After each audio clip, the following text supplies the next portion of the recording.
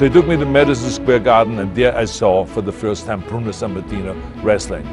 And when he came out, I realized that this is the star of all stars. He was the best, he was the most popular, he was huge. When he came into the ring, people were standing and screaming and screaming and screaming. And then the fight began, and I mean, he started throwing this guy around.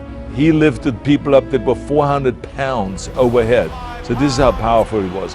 But he was just also a showman. He knew exactly how to kind of create the excitement in the crowd.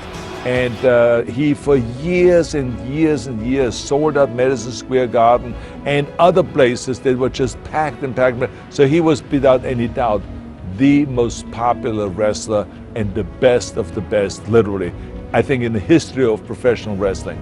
And so I just followed him because he was such a great athlete. I always said to Bruno, I said, it's so important that we immigrants, we have to kind of make twice as much effort than an American, because we have been brought into this country with open arms. We've been received with open arms.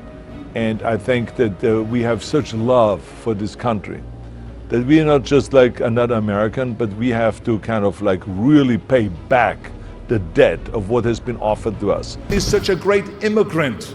I mean, what a great immigrant story.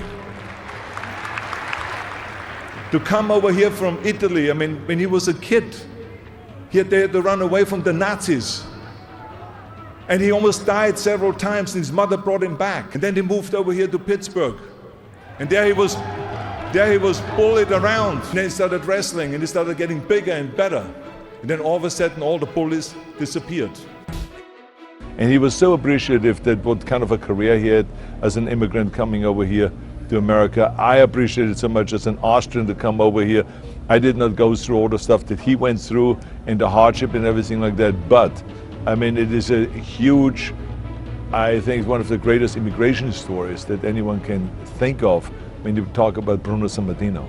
I remember my mom one day said to me, you know, if we knew what was going to happen, she said, maybe Dad could have brought us to America before the war started, and we wouldn't have had to go through such horrible time.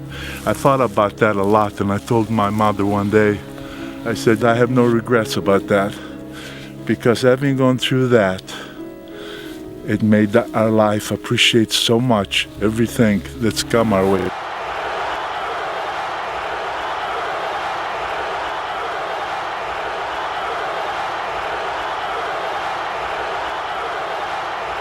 You can hear this compassionate crowd chanting, Bruno, Bruno.